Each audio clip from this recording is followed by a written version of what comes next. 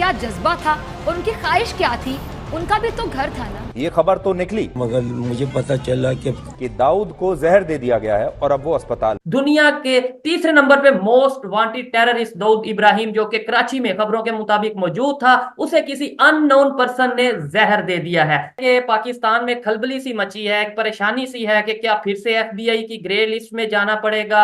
India के अंदर ये खबर पहले कैसे आ जाती है और पाकिस्तानियों को पता क्यों नहीं चलता कि भाई जी दाऊद इब्राहिम जो है वो मारा गया। For example, if this is true, Dawood Ibrahim जो है उसको उन्होंने वो कराची में हॉस्पिटलाइज है। जंगी जहाज भी नहीं तोड़ सकता हमारे हौसले।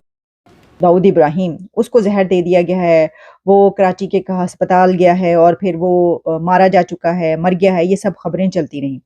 और पता ही चला कि ये दरअसल इंटरनेट जो शटडाउन हुआ वो इसी वजह से हुआ। इंडिया ने उल्टा हट दर्मी और अदम ताउन पर कमर बांध ली है। तो आप समझते हैं कि अब वो वक्त आ गया है कि दुनिया भारतीय खुफिया इदारा जो रॉ है उसकी सरगर्मियों पर पाबंदी आयद करे। का मोस्ट वांटेड आतंकवादी दाऊद इब्राहिम 72 हुरों के पास पहुंच।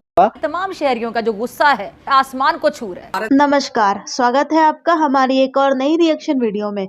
और आगे के वीडियो में हम देखेंगे कि कैसे देश और दुनिया के लिए टॉप मोस्ट वांटेड लिस्ट में रहने वाला दाऊद इब्राहिम को जहर देकर मार दिया गया है।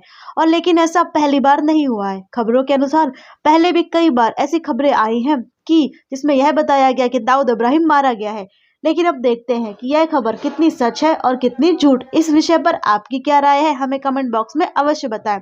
और देखते हैं कि इतने बड़े आतंकवादी को अपने देश में छुपा कर रखने के बाद अब वहां के लोग और वहां की मीडिया इस विषय पर अपनी क्या राय रखती है।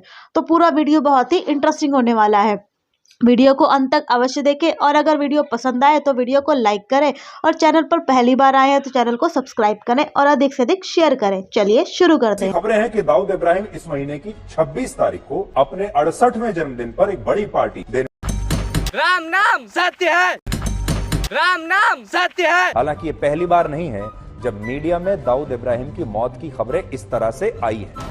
उनके भी वालिदैन थे, उनकी जिंदगी थी, वो कैसा अजीम जज्बा था जो हर जज्बे पर गालिब आ गया। इससे पहले 5 जून 2020 को भी ये कहा गया था कि कोविड से दाऊद इब्राहिम की मौत हो। बाद में ये खबर गलत निकली। इससे पहले कि मैं आपको तारीफ करवाऊं, रिवायती सा सवाल जो कि ईद शो के आगाज में होता है कि जी ईद कैसे मनाते हैं, बचपन की ईद में और अब की ईद में कितना फर्क? देखिए जी, बचपन की ईद तो कोई ऐसी नहीं होती थी, थोड़े से ही पैसे मिलते थे और वालिदैन के साथ ईद का अपना ही मज़ा है। सवियाँ और नमाज पढ़ के आओ और अच्छा खाने मिलते थे। अब तो बस गुजारा ही है। अब गुजारा मिस करते हैं उन चीज़ों को?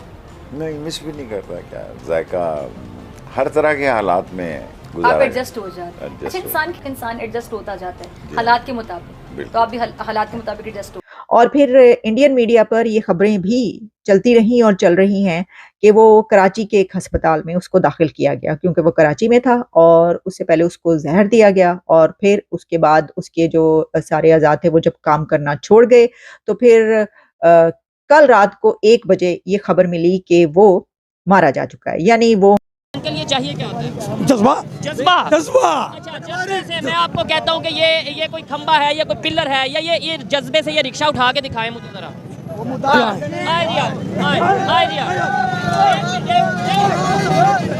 ठीक है जी, उठा दिया।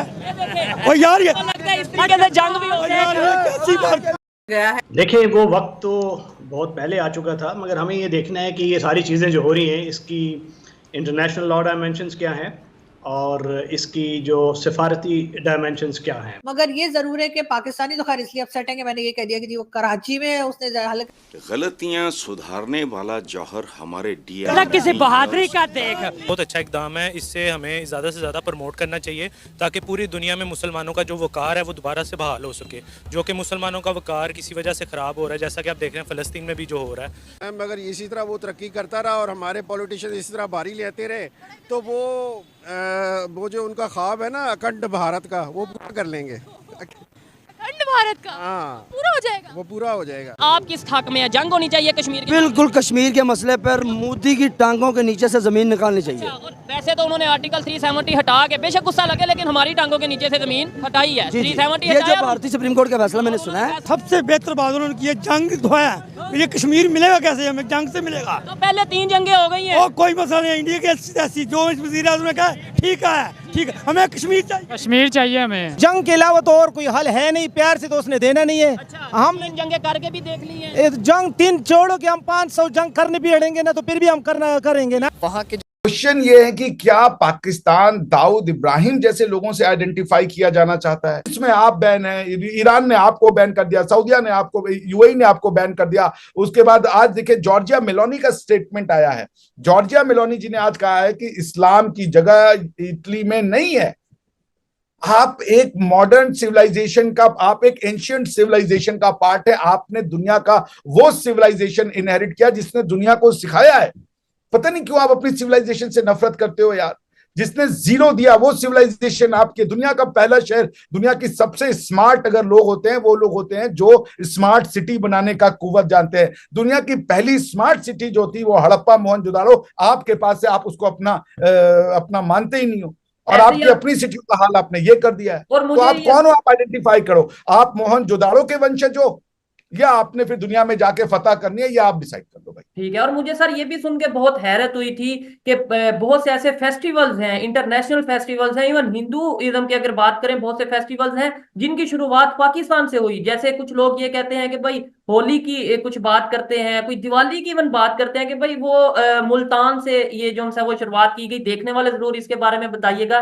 सर दूसरे नंबर पे आपने जो बोला कि भाई जो अभी इटली के प्राइम मिनिस्टर ने स्टेटमेंट दी है, क्या रीजन समझते हैं कि मोस्टली जो ऐसी ऑर्गेनाइजेशंस हैं या ऐसी पर्सनैलिटीज हैं जो इंटरनेशनली बैन है या फिर वांटेड है, वो ज्यादातर हमें इस्लामिक कंट्रीज में, अब देखने वालों को शायद कुछ ये बात बुरी लगे जो पाकिस्तान से देखें, लेकिन अगर किसी को मेरी बात गलत लगती है, झूठ लगती है, तो मुझे कमेंट में बता सकता है, इवन मेरे साथ आके डिबेट कर सकता है। ज्यादातर ऐसी ऑर्गेनाइजेशंस या ऐसे लोग हमें ऐसी स्टेट्स में क्यों मिलते हैं? देखिए ऐसा है शोएब, दुनिया ने आपने अपनी जिद के कारण अपनी थ्योरी को, 2 नेशन थ्योरी को सच बनाने के लिए आपने न्यूक्लियर वेपन बना लिया कि हम 2 नेशन थ्योरी को नहीं टूटने देंगे, भले हम न्यूक्लियर वेपन मार के सामने वाले को खत्म कर दें। अगर आप 2 नेशन थ्योरी को रिविजिट कर लो और सैनिटी और एजुकेशन से खाली अपना आप वास्ता रख लो, तो आपको किसी न्यूक्लियर वेपन की जरूरत नहीं है। न्यूक्लियर वेपन निशानी है जाहिलियत की, अनपढ़ता की, मॉडर्निटीज को एक्सेप्ट ना करने की और जिद की। और यही काम जो यूरोप ने किया, यूरोप जिस सेक्युलरिज्म के रास्ते पे गया, उन्होंने रिलीजन नहीं छोड़ा। कोई क्रिश्चियनिटी खत्म नहीं हो गई यूरोप से, क्रिश्चियन आज भी यूरोप के लोग हैं, लेकिन यूरोप में आप जाइएगा तो आप मुसलमान हैं, आपके लिए क्रिश्चियन खड़े हो जाएंगे। आप अगर जो यूरोप की सोसाइटी है वो मल्टीकल्चरलिज्म को एक्सेप्ट कर रही है, लेकिन जब वो आपको एक्सेप्ट कर रही है मल्टीकल्चरलिज्म से, आप उनके कल्चर में जाकर के कमियां निकालो, उनको कहो ये तो फाहशी फैलाते हैं, ये यूरोपियंस हैं, ये गंदे लोग हैं और हम ज्यादा अच्छे हैं। क्या ये उचित है कि हम यहाँ पे आकर के राज करेंगे, इनके यहाँ हमारे बच्चे पैदा होंगे? ये सब कौन बोलता है? आज सिर्फ इटली नहीं, जो आप देखिए नीदरलैंड, हॉलैंड के लोग सबसे सज्जन होते हैं। मैं पूरे यूरोप में बहुत 10-15 साल अपनी जिंदगी गुजारी है। यूरोप में हॉलैंड के लोग सबसे पोलाइट होते हैं और लीस्ट रेसिस्ट होते हैं, वो रेसिस्ट नहीं होते हैं।